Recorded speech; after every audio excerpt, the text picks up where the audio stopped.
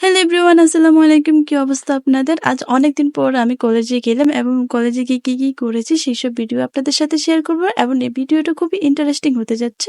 তো ফার্স্ট আমি সকালে ঘুম থেকে উঠে নাস্তা করে আমি রেডি হলাম। আজ কিন্তু খুবই ডিফারেন্স একটা লুক দিয়ে যাব। এর আগে কখনোই আমি এত পর্দা করে কলেজে যাইনি। সবসময় আমি হিজাব করে যাইতাম, তবে আমার এই মুখটা খোলা থাকতো। রেডি হয়ে দেরি না করে আমরা দুইজন মিলিয়ে বেরিয়ে পড়লাম।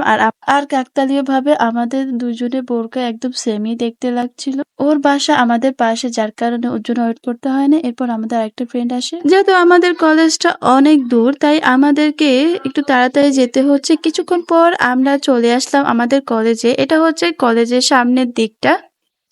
এদিকে আমাদের কলেজের সামনেটাও আমি আপনাদেরকে দেখাচ্ছি। সামনের ভিউটা কিন্তু অনেক সুন্দর, অনেক অসাম একটা ভিউ। এখানে এসে অনেক সুন্দর সুন্দর ছবিও তুলি, কারণ এই দিকের আশেপাশের ভিউটা এতটাই সুন্দর যে এই ছবিগুলো অনেক সুন্দর আসে। তবে ফুলগুলো থাকাকালীন একটু ছাত্রছাত্রীরা এখানে এসে আড্ডা দেয় বা কথাবার্তা বলে। তবে এই জায়গাটা অন্যান্য কলেজ থেকে বেস্ট একটা জায়গা। কিছুক্ষণ পর আমরা রুমে চলে আসি, আমাদের ক্লাস রুমে। এদিকে অনেকদিন পর ক্লাসে আসার কারণে আমার অনেকটা বোর লাগতেছিল, তাই ফ্রেন্ডদের সাথে অনেক ধরনের মজা এবং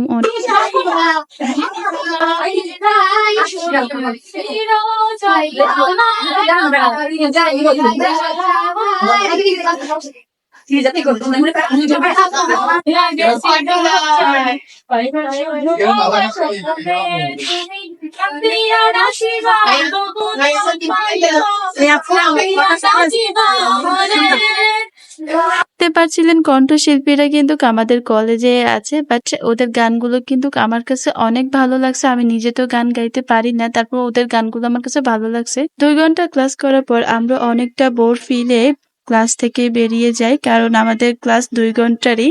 তারপর আমরা তিনজনে মিলে রিক্সায় করে এখন আমরা যাব চাটখিল বাজারে। এটা হচ্ছে আমাদের মেইন বাজারটা, যেখানে আমরা বিভিন্ন ধরনের জিনিসপত্র নিই। আর এদিকে আমার নিকাবটা উঠাতে উঠাতে আমার নাজেহাল একটা অবস্থা, কারণ আমি এর আগে এগুলো ইউজ করি নাই, যার কারণে আমার কাছে আনকমফোর্টেবল লাগছে। বাট তারপর এটা মনে হচ্ছে যে নিচের দিকে চলে যাচ্ছে। তারপর এটাকে সামলিয়ে যাচ্ছিলাম। এদিকে আমার বান্ধবীদের নজর পড়লো ফুলের একটা দোকান। এখন নাকি তারা এই দোকান থেকে ফুল কিনবে, তবে অযথা তারা এই টাকাগুলো নষ্ট করতেছে। কিন্তু যখন আমরা বলবো যে আমাদেরকে টিপ দে, তখন বলবে যে আমার কাছে টাকা নেই, আমি ফকির, পারলে আমাকে দে। কিন্তু এমনিতে হাজার হাজার টাকা দিয়ে সে শপিং করবে, তাতে কিছু হবে না। কিন্তু যদি তাকে বলা হয় যে আমাদেরকে আজকে ট্রিট দে, সেটা দিতে পারবে। এরকম হার কিপ্টের বান্ধবী আপনাদের কার কার আছে একটু মেনশন করে যাবেন। আর সব বান্ধবী এক না, সেটা ঠিক, আমারও কিছু কিছু ফ্রেন্ড আছে। তারপর আমাদের ক্ষুধা লেগেছিল, আমরা একটা হোটেলে আসি, সেখানে খাওয়া দাওয়া করবো, বাট সিম্পল কিছু নাস্তা করব। আমরা এমনিতে নাস্তা করে আসছি সকালবেলায়, তেমন একটা কিছুই নিই না। সিঙ্গারা 2টা নিয়েছে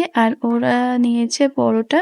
আর আমি সব সময় আমি কি করি না না করি সেটার ভিডিও করার চেষ্টা করি, অন্যরা কি করেছে না না করেছে সেটার ভিডিও করি না, কারণ এটা যেহেতু আমার একান্ত পার্সোনাল একটা ব্লগ।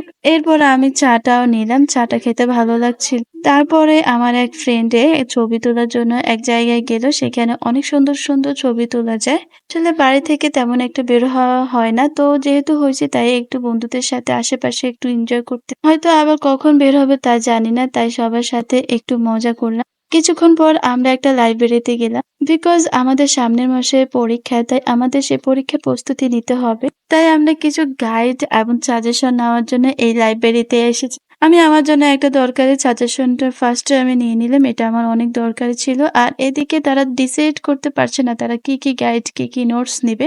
দুঃখের বিষয়, তারা একটা বোকামো করে ফেললো, তারা না জেনে তারা লাইব্রেরিতে আসছে যে তারা কি কি বই নিবে। তারপর অনেক ঘাটাঘাটি করার পর তারা খুঁজে পেল তারা কি কি বই নিবে। এরপর তারা তাদের প্রয়োজনীয় বইগুলো নিলে, কিন্তু বিষয়টা হচ্ছে তারা যে সারাক্ষণ অনলাইনে থাকে, তারা পড়বে কখন? যাই হোক, আমি আমার দরকারি বইগুলো নিলাম, আমি পড়ি কিনা সেটা আগে দেখবো। বই কেনার পর আমরা একটা শোরুমে গেলাম। আমি কিছু কিনবো না, আমার ফ্রেন্ড যে কয়টা টি শার্ট নিবে গরমের জন্য। এদিকে আমি তো শোরুমটা ভালোভাবে দেখে আমি তো ক্রাশ খেয়ে গেলাম। এই জামাটা দেখে আমার এত ভালো লেগেছে, ভালো লাগলো হবে না, এটার প্রাইসটা অনেক বেশি ছিল। আর এদিকে কসমেটিক দোকানে এসে তারা ব্যাগ দেখতেছিল, আর আমি আমার পছন্দের কয়েকটা লিপস্টিক নিলাম। সব শেষ করে অবসরে আমরা বাড়ির দিকে রওনা দিলাম। আর এদিকে যেতে যেতে আমাদের কিন্তু দুপুর হয়ে গেল।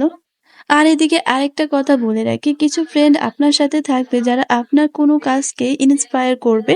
আবার কিছু ফ্রেন্ড থাকবে যারা আপনার কাজকে তিরস্কার করবে। তাই এদেরকে সবসময় এড়িয়ে চলার চেষ্টা করবেন। And thank you so much for watching my video.